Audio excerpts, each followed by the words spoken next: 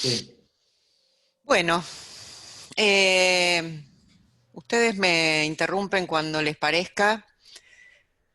Eh, Recordar que los adenomas de hipófisis son las neoplasias intracraneales más frecuentes, que en los últimos años la prevalencia aumentó muchísimo, afectan a 1 de cada 1000 habitantes, y esto quizás tenga que ver con mejoría en la pesquisa y en la calidad de las imágenes. Esto surge de un trabajo en Bélgica, donde al tener una población cerrada pudieron identificar que 1 de cada 1000 habitantes tiene un adenoma de hipófisis. El hallazgo en población general, sobre todo en autopsias, podría rondar el 10 a 15, incluso más por ciento. En general son benignos, y son pocos los casos en los que se identifican metástasis. Esta es una revisión muy reciente de Shlomo Melmed que apareció en el New England y que me parece un resumen muy atinado para tener en cuenta.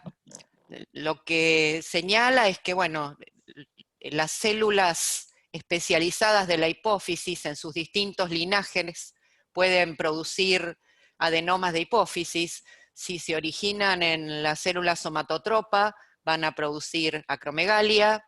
Si son los tumores de la lactotropa, van a producir prolactinomas. Si se originan en las corticotropas, enfermedad de Cushing. Si es en la tirotropa, pueden producir tirotropinomas. En la gonodotropa son los adenomas no funcionantes, que son los más frecuentes. Y también lo que señala es cuáles serían los mecanismos a través de los cuales las lesiones pueden tener una progresión hacia conducirse agresivamente. Lo Lo más reciente de los últimos años, que al tener la posibilidad de no solo de identificar, sino de marcar los factores de transcripción que participan de la producción de estas células especializadas, se han podido identificar muchos tumores que se consideraban no funcionantes y que eran negativos para las hormonas como de origen gonadal de gonadotropinomas. Como saben todos, de acuerdo al tamaño, se clasifican en microadenomas cuando tienen menos de 10 milímetros y en macroadenomas cuando tienen más de 10 milímetros. También en los últimos años hemos puesto mucho énfasis en cuando uno hace la descripción de una imagen de una lesión, agregarle la clasificación de Hardy y sobre todo la clasificación de INOSP, ya que la invasión o no de los senos cavernosos va a cambiar la posibilidad de tener una resección quirúrgica completa o no, y eso va a marcar el pronóstico y la conducta que uno elige para cada caso en particular. Desde el punto de vista de la evaluación diagnóstica, algo muy general, si uno lo que sospecha es un prolactinoma, tiene que medir la prolactina. En realidad hay que medir prolactina en todas las lesiones hipofisarias porque, como sabemos, es el único tipo de tumor de hipófisis que tiene tratamiento médico. Si los que sospechamos es una acromegalia, lo que se mide es la IGF-1, que es el producto último del efecto de la hormona de crecimiento, sobre todo a nivel hepático, y se hace una prueba de inhibición con un test de tolerancia oral a la glucosa, donde la respuesta normal es que se inhiba la secreción de hormona de crecimiento. Obviamente, si no se logra esa inhibición, depende del método de hormona de crecimiento que se utilice, puede ser una inhibición a menos de 0,4 o a menos de 1, depende del ensayo utilizado, y uno tiene una IGF-1 elevada, está en condiciones de decir que estamos frente a una acromegalia. Si lo que se sospecha es una enfermedad de Cushing, lo que se mide es la producción global de cortisol en orina de 24 horas, se mide la falta de ritmo circadiano, fundamentalmente con el cortisol salival entre las 23 y las 24 horas, y la falta de inhibición con 1 miligramo de dexametasona, que está indicando la alteración del eje. Para corroborar que esa producción excesiva de corticoides es ACTH dependiente, es que medimos la ACTH para después diferenciar si se trata de un origen de una enfermedad hipofisaria o más raramente de un tumor ectópico. Y en los raros casos en los que uno sospecha un tirotropinoma, creo que en los 20 años que trabajo acá fueron 3 casos, lo que se observa es un aumento de los niveles de T4 junto con TSH anormalmente elevada. Eso es lo que puede hacer sospechar que se trata de un tumor productor de TSH. Después hay otros elementos de la historia, de la evaluación de los pacientes que son importantes, y me parece que esta revisión que hizo Melmer realmente tiene la posibilidad de resumir en cuadros cosas de una manera fantástica. Por ejemplo, si uno encuentra un tumor en personas de menos de 30 años, existe alta probabilidad de que sea un tumor de conducta agresiva y recurrente, sobre todo si se trata de una acromegalia en alguien joven, o puede tratarse de esos tumores familiares de aparición aislada, que también suelen tener un comportamiento más agresivo. En cambio, si la acromegalia uno la encuentra en una persona de más de 60 años, quizás tenga características menos agresivas. En cambio, si es un varón y tiene un prolactinoma y es una lesión grande, hay que estar atentos porque puede tener un comportamiento agresivo y complicado. Respecto a la implicancia del sexo, en las mujeres, por ejemplo, los prolactinomas y los corticotropinomas suelen ser pequeños, mientras que en los varones, como hablábamos antes, los prolactinomas grandes son tumores a mirar con mucho cuidado. A todos estos pacientes hay que hacerle resonancia magnética nuclear y dentro de lo posible, por lo menos en el primer estudio, que sea con contraste, y es importante evaluar la intensidad de la imagen en T2, que nos habla muchas veces de las características que va a tener esa lesión en la cirugía, con mayor tendencia cuando son hiperintensas a ser quizás más consistentes, y además en los adenomas productores de hormona de crecimiento, la hiperintensidad en T2 se suele asociar a menor respuesta al tratamiento médico. Otras características importantes son tener en cuenta si son escasamente granulados o densamente granulados. Eso va a cambiar el pronóstico en algunos casos, ya lo vamos a ver después con mayor detalle. Lo mismo que la posibilidad de inmunomarcar receptores de somatostatina o de dopamina. Otro elemento muy importante es evaluar la proliferación del tumor con el Ki67, y en algunos casos mutaciones de tumores aislados, como puede ser el caso del GSP en acromegalia o en algunas formas de enfermedad de Cushing. Del tratamiento, solo como observación general, en la mayoría de los casos la recepción por vía transeptoefenoidal, la radioterapia como otra de las alternativas, y los medicamentos dirigidos específicamente a patologías específicas. Respecto a los prolactinomas, recordar que la presentación clínica va a depender del sexo. La prolactina elevada se puede manifestar como trastornos del ciclo, galactorrea, infertilidad en mujeres, disminución de la libido, impotencia, infertilidad y ginecomastia en los varones. Son de los adenomas de hipófisis más frecuentes, corresponden al 40%, aunque cuando uno hace los estudios estadísticos, a veces los porcentajes varían, porque como son tumores que no se operan en general, tienen una prevalencia en las series quirúrgicas que es diferente. Son más frecuentes en mujeres, sobre todo en etapa fértil de la vida. La mayoría son pequeños y evolucionan de manera indolente en general a lo largo del tiempo, no suelen crecer.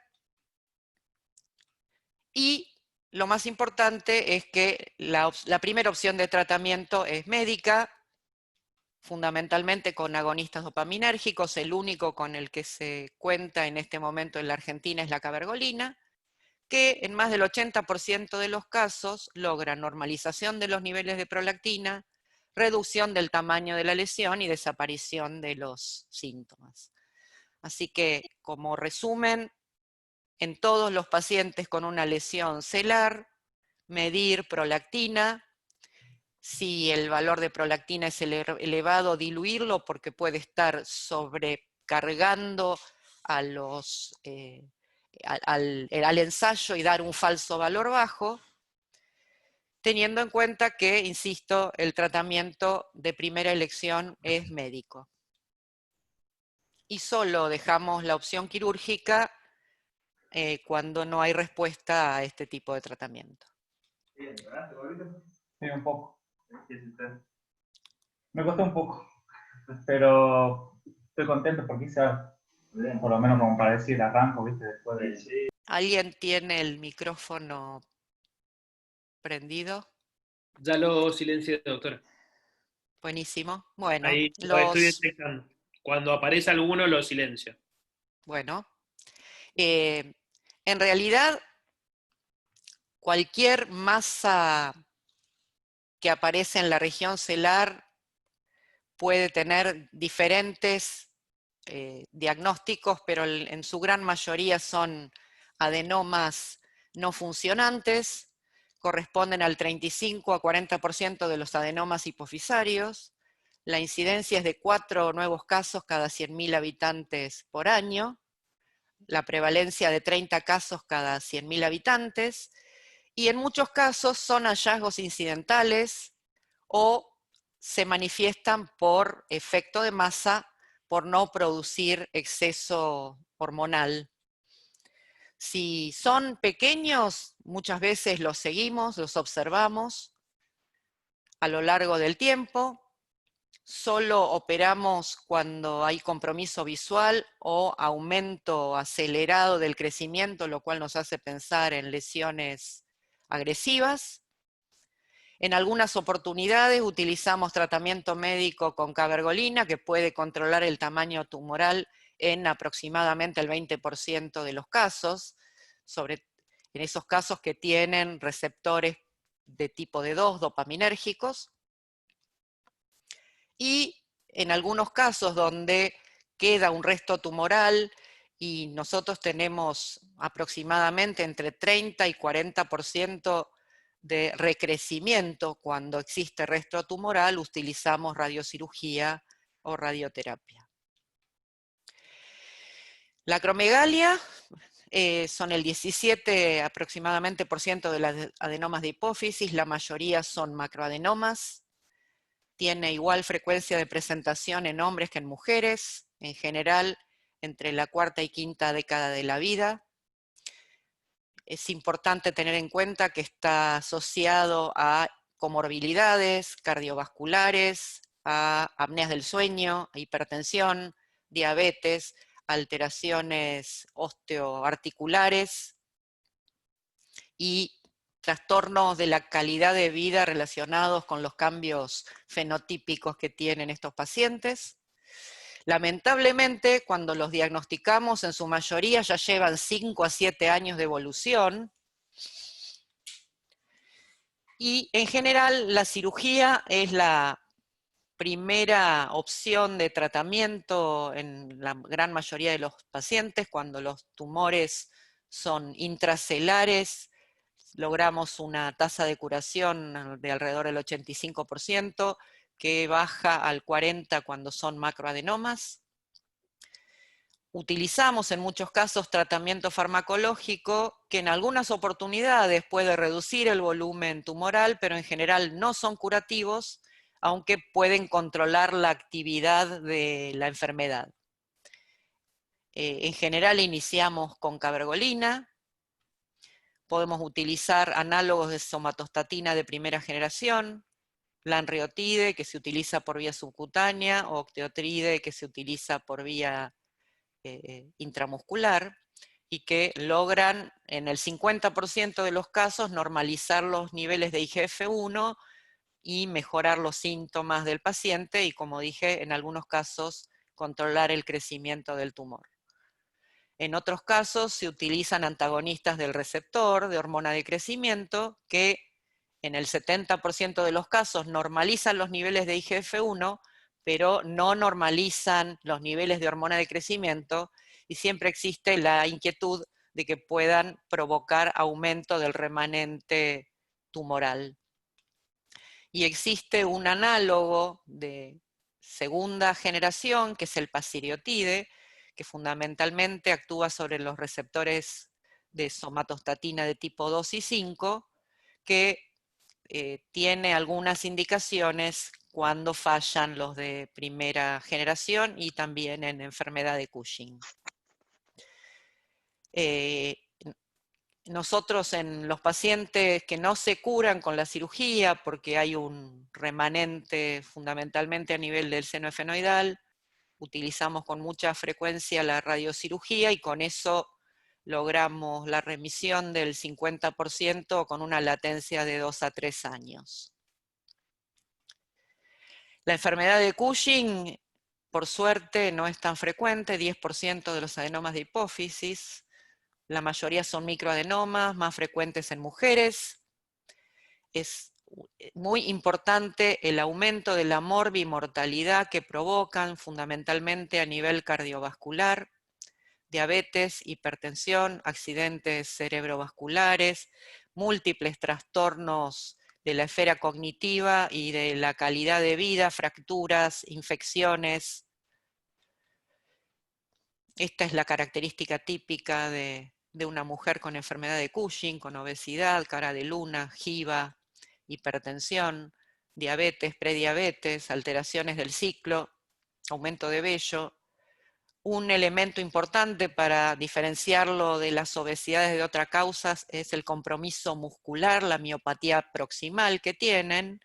Y otro detalle importante es cuando se tienen una osteoporosis marcada y las estrías anchas de más de 1 centímetro de fondo violáceo, que lo único que están mostrando es que es una hormona catabólica que genera atrofia rápida de la epidermis.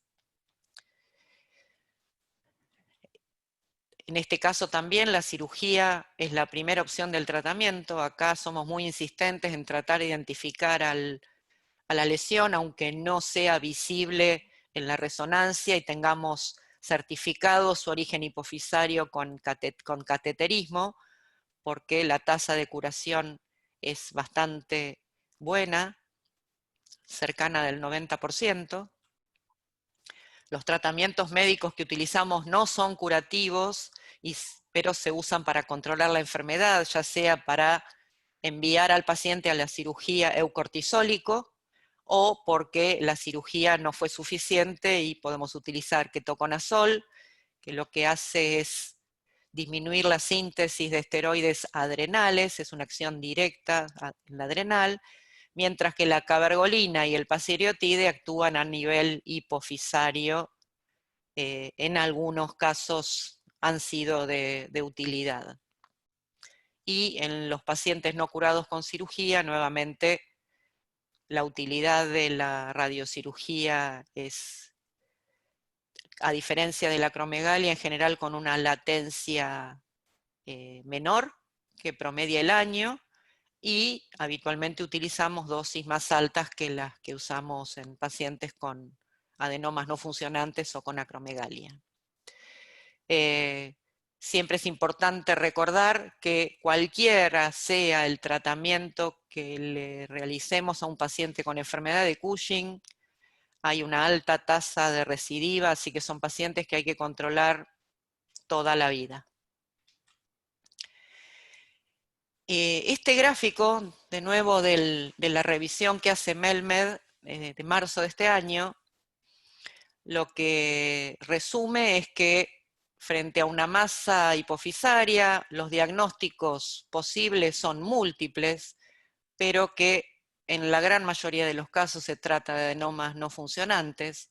Para eso es importante que uno evalúe al paciente desde el punto de vista hormonal, no solo para evaluar exceso hormonal, sino para evaluar la reserva del resto de las funciones hipofisarias, sobre todo la función adrenal, y la importancia de tener una imagen que nos va a permitir la sospecha de las lesiones que no son adenomas. Una vez que tenemos la imagen y que nos orienta a que se puede tratar de un adenoma no funcionante, como comenté antes, si la imagen es pequeña y no se puede observar, y hacer un seguimiento anual o bianual después de los 5 años. En cambio, si es un macroadenoma, en general se opta ya sea por la observación, si no hay compromiso de campo visual y no hay otros signos de efecto de masa, o hacer la cirugía y la evaluación periódica para evaluar la reserva hipofisaria y la posibilidad de recrecimiento que, como les decía, ronda entre el 30 y 40%, y en eso nuestra experiencia coincide con la de la literatura. Respecto a los pacientes con prolactinoma, con hiperprolactinemias, recordar que hay múltiples causas de prolactina elevada, siempre descartar embarazo, descartar que haya efecto adverso de múltiples drogas, neurolépticos, antagonistas dopaminérgicos, estrógenos, opiáceos, antidepresivos. También tener en cuenta que podemos tener prolactina elevada cuando hay masas paracelares que comprimen el tallo y lo que hacen es lo que llamamos efecto tallo, es decir, hay un aumento del tono dopaminérgico. En general, en relación con la prolactina, hay una relación entre la cantidad de prolactina y el volumen de la lesión. Si se trata de un microprolactinoma, podríamos tener niveles de prolactina de 100, 150 microgramos, y si tenemos más de 250, seguramente se trata de un macroadenoma, pero con valores menores, siempre tener en cuenta que podemos estar hablando de un efecto tallo y que es poco probable que una lesión grande se asocie, en un prolactinoma, se asocie con niveles bajos de prolactina. Otro detalle importante es descartar la macroprolactina, es decir, prolactina de alto peso molecular, ya sea porque esté unida a inmunoglobulinas o porque estén varias moléculas de prolactina pegadas entre sí, que tienen un efecto que permite medirlas en plasma, pero no tienen efecto biológico.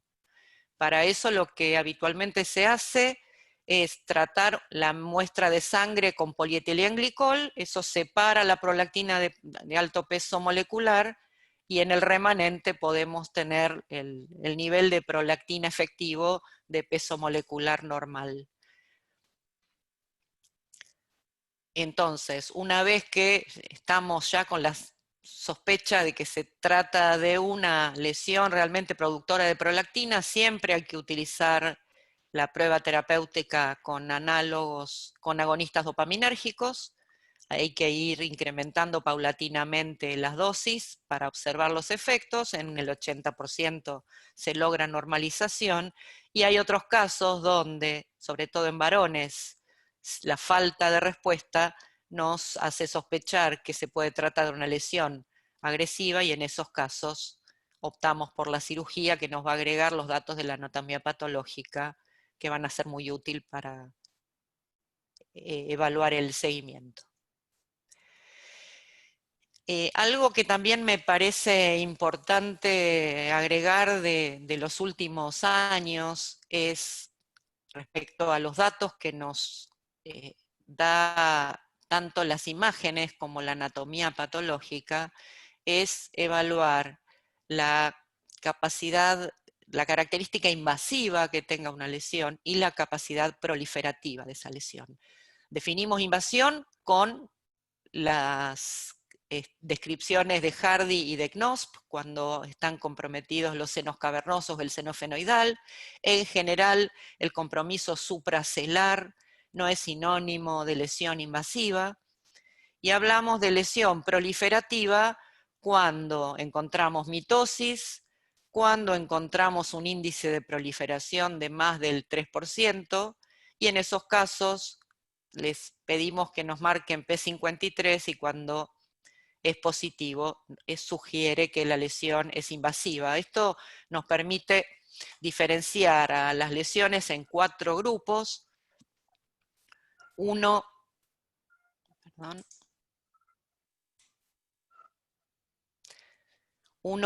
cuando no son ni invasivas ni proliferativas. 1B, cuando son invasivas pero no proliferativas. Perdón, 2A. 1B, cuando son proliferativas pero no invasivas, y 2B, cuando son, además de invasivas, proliferativas. Esto nos ayuda a darle un valor pronóstico a ese paciente y planificar el seguimiento y el tratamiento posterior. Todos estos datos llevaron en el 2017 a la OMS a reclasificar los tumores de hipófisis, fundamentalmente basándose en el linaje de las células precursoras adenohipofisarias, como les comentaba al principio, y esto lo que permitió es que el gran porcentaje de adenomas no funcionantes se reclasificaran como gonadotropinomas, marcándolos con los precursores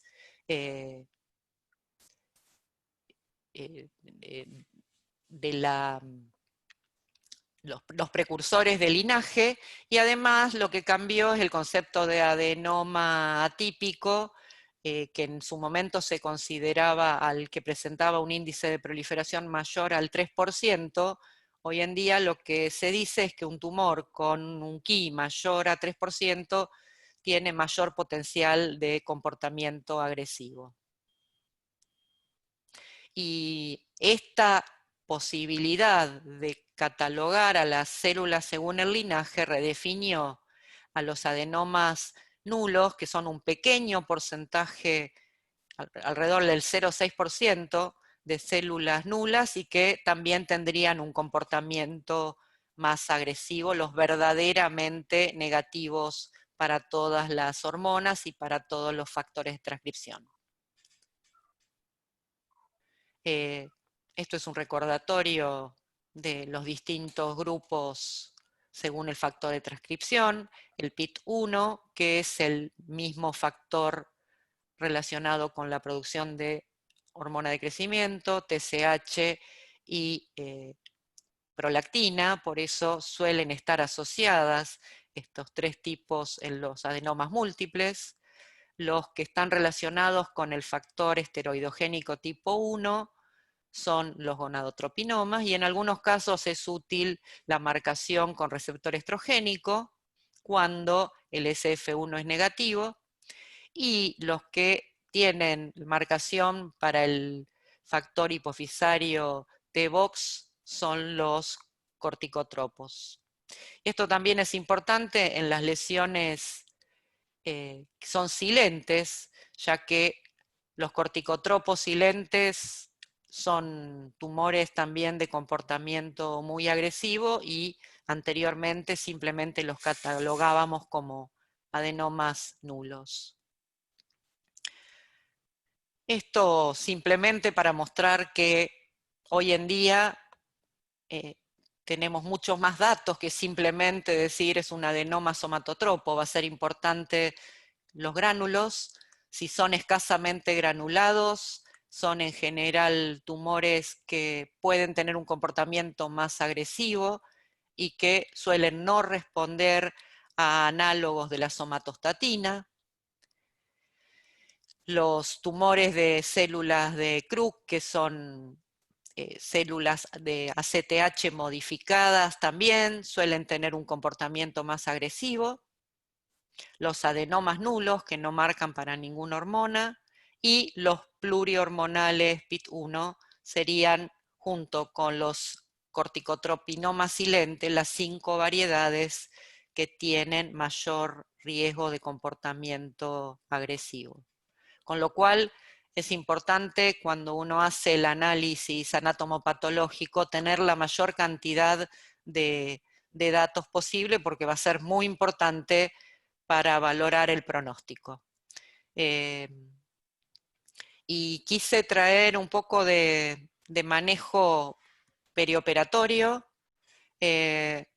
Obviamente que cómo vamos a manejar estos pacientes va a depender de si son tumores grandes, o si hay o no compromiso visual, si son acromegálicos, si son Cushing, si tienen características que nos hacen pensar en que tiene deficiencia hormonal múltiple. Esto es lo que repasamos antes. Y son muchos los casos en que la cirugía hipofisaria es la opción de primera línea, en Cushing, en acromegalia, en tirotropinomas, en no funcionantes de volumen grande, muchas veces en casos de apoplejía, en craniofaringioma, en quistes de la bolsa de Rathke, en meningiomas, etc. Obviamente que cómo vamos a encarar la evaluación del paciente va a depender de cuál vaya a ser la vía de abordaje. Hoy en día la mayoría de los pacientes se operan por vía transnasal endoscópica, solamente se limita la vía transcraneana para las lesiones grandes, laterales o que tienen invasión supracelular. Y es muy importante la evaluación preoperatoria, haciendo una historia clínica completa, que el examen físico involucre el examen neurooftalmológico, evaluar las comorbilidades, fundamentalmente cuando son pacientes con enfermedad de Cushing, que tienen comorbilidades cardiológicas importantes. El paciente con Cushing tiene más o menos la misma tasa de trombosis venosa profunda que un posoperatorio de cadera, con lo cual es muy importante que tenga una buena evaluación previa para disminuir los riesgos posoperatorios. Siempre antes de la cirugía, evaluar si es un tumor funcionante. De nuevo, los prolactinomas los vamos a tratar con medicación. Un acromegálico puede empeorar las dificultades de intubación, en algunos casos, si no están tratados previamente. Un paciente con Cushing activo puede ser un paciente de muy difícil manejo y es conveniente normalizar la función antes de la cirugía. Así que, como regla general, medir prolactina, descartar hipercortisolismo si la clínica lo amerita, pedir IGF-1 y pedir una evaluación tiroidea, teniendo en cuenta que un paciente tanto hipertiroideo como hipotiroideo puede complicar la cirugía. Así que es importante tener esta evaluación previa. Para descartar hipotiroidismo es suficiente con pedir TSH-T4 libre. Para hipogonadismo pedimos testosterona total. En una mujer en edad fértil no es necesario pedir perfil hormonal, simplemente alcanza con ver si tiene alteración menstrual.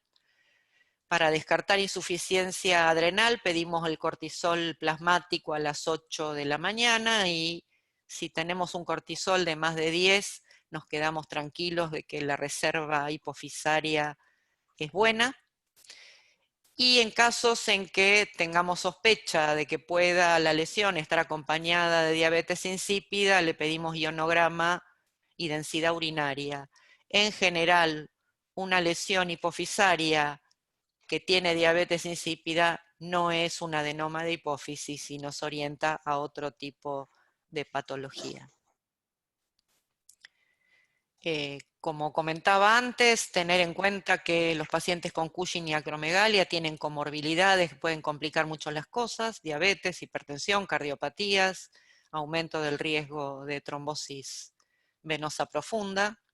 Así que si el paciente tiene insuficiencia suprarrenal, durante el procedimiento hay que utilizar corticoides en dosis de estrés, y si tenemos la posibilidad frente a una lesión pequeña de ver que tiene función suprarrenal normal, uno podría no sustituirlo durante el procedimiento. Este es un trabajo de los colegas chilenos que en lesiones de pequeño tamaño con cortisoles mayores a 15 no le hicieron tratamiento con dosis de estrés, y tampoco los reevaluaron dependiendo si habían quedado con corticoides o no entre el primer y tercer día, y con cortisoles de más de 10 le daban el alta sin hidrocortisona.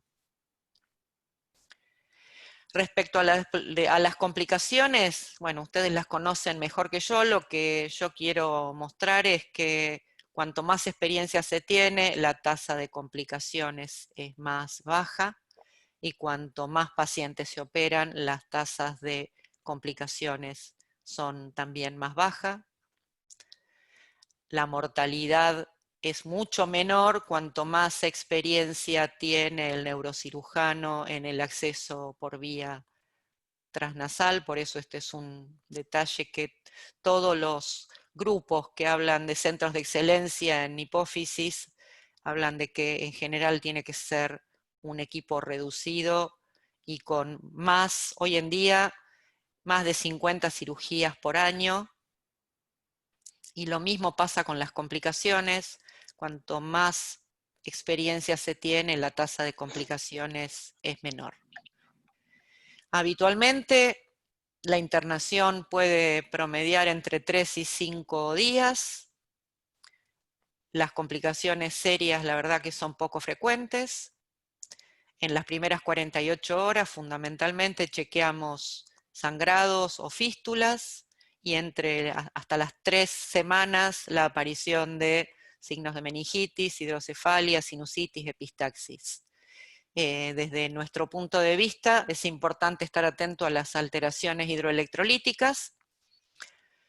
Las más tempranas están relacionadas con la hormona antidiurética, diabetes insípida y secreción inapropiada de hormona antidiurética, y estar atento a la posibilidad de aparición de insuficiencia suprarrenal aguda. Respecto a la diabetes insípida posoperatoria, se manifiesta, como ya sabemos, por poliuria, polidipsia, orina diluida y una tendencia a la hipernatremia, aunque si el paciente está lúcido y con la sed conservada, en general toma líquido suficiente como para tener un balance neutro, y la hipernatremia no suele ser tan marcada. La diabetes insípida puede ser transitoria o puede ser definitiva. Definitiva si persiste luego de 6 meses de la cirugía. Y creo que lo más importante en estos casos es recordar que hay cuadros trifásicos, es decir, que el paciente tiene una diabetes insípida transitoria que pasa por una fase de tendencia a la hiponatremia, y quizás a largo plazo desarrolla la diabetes insípida definitiva. Y esto es importante para el control posoperatorio, para no dejar al paciente con un tratamiento fijo con desmopresina cuando se va de alta, porque si hace una fase de hiponatremia alrededor de la semana, va a estar más marcada con el uso de desmopresina. Por lo tanto, hay que estar atento a esta posibilidad. Es decir, una primera etapa de polidipsia y poliuria, fundamentalmente relacionada con la manipulación quirúrgica, y la salida de hormona antidiurética se produce la segunda fase, y en un tercer tiempo la diabetes insípida permanente, como se ve en el cuadro. En general, nosotros vemos más diabetes insípida en los pacientes y definitiva en los pacientes con enfermedad de Cushing, probablemente relacionado con que tenemos tantas ganas de que encuentren todo el adenoma que se manipula mucho la hipófisis. Pero en general, en nuestra experiencia, tenemos alrededor de 30% de diabetes insípida transitoria y definitiva ronda el 10%. Y lo importante es que también el 10% de los pacientes pueden hacer una hiponatremia en los 10 días posoperatorios, con lo cual todos los pacientes son controlados con ionogramas seriados y con ionograma entre el 7º y 10º día posoperatorio por ambulatorio. Tienen más riesgo de diabetes insípida posoperatoria los pacientes con craneofaringioma, con quiste de la bolsa de Rathke, como les decía, con enfermedad de Cushing, aunque sean microadenomas, en las recirugías. A veces son más los microadenomas por la manipulación que los macro. Cuando tenemos pacientes que hacen fístula de líquido cefalorraquídeo, hay más riesgo de que hagan diabetes insípida. Y muchas veces cuando tienen altas dosis de hidrocortisona peri y posoperatoria.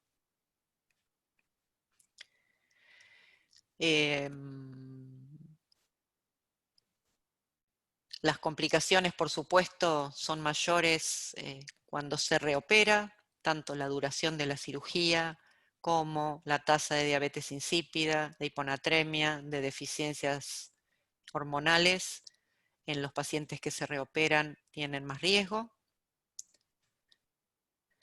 Y nosotros lo que habitualmente hacemos cuando le damos al paciente el alta es siempre manejar el dolor, darle pautas de alarma para monitorear indicios de fístula o de infecciones. Les enseñamos a hacer un balance de ingresos y egresos. En general buscamos una diuresis que sea mayor a 1 litro y menos de 3. En la mayoría de los casos utilizamos hidrocortisona sustitutiva, es decir, que asumimos en muchas oportunidades que el paciente tiene una insuficiencia suprarrenal hasta que se demuestra lo contrario, y utilizamos diversos esquemas teniendo en cuenta el ritmo circadiano de cortisol. Le damos la dosis más alta a la mañana, pueden ser 15 miligramos a la mañana y 5 alrededor de las 4 o 5 de la tarde, o 10-5 o 10-5-5. Hoy en día, que aquí en FLENI contamos con la posibilidad de hacer el cortisol dentro de la institución, si el paciente tiene un adenoma pequeño y tenemos la posibilidad de hacer un cortisol antes del alta, y el cortisol es mayor a 10-15 microgramos, uno podría estar en condiciones de darle el alta sin hidrocortisona sustitutiva. No en el caso de que tenga una lesión grande. Le damos pautas de alarma de insuficiencia suprarrenal, le damos pautas de alarma de hiponatremia, fundamentalmente la aparición de cefaleas, de náuseas, de cambios en el comportamiento, y por regla general le hacemos un ionograma a la semana. El ionograma no necesita ayuno, se puede hacer en cualquier horario, y con esta metodología logramos identificar a muchas hiponatremias leves que simplemente manejamos con restricción hídrica y no necesitamos internar, salvo que tengan valores de sodio muy bajos o que sea sintomática.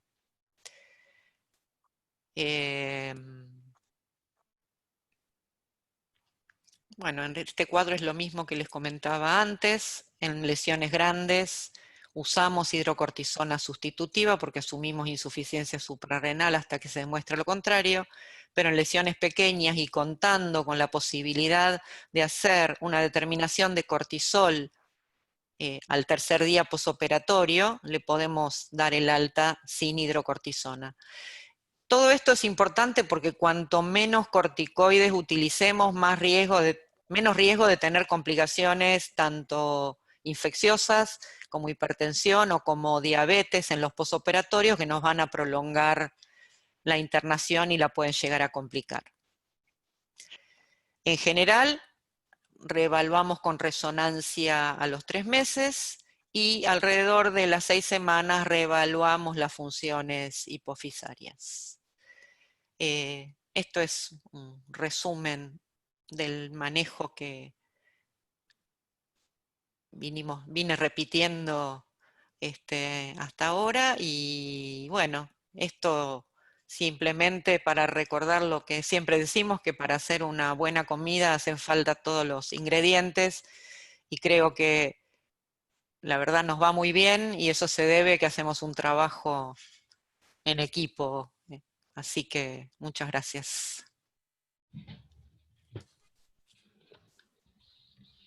¿Por qué pusiste que el endocrinólogo es el salame?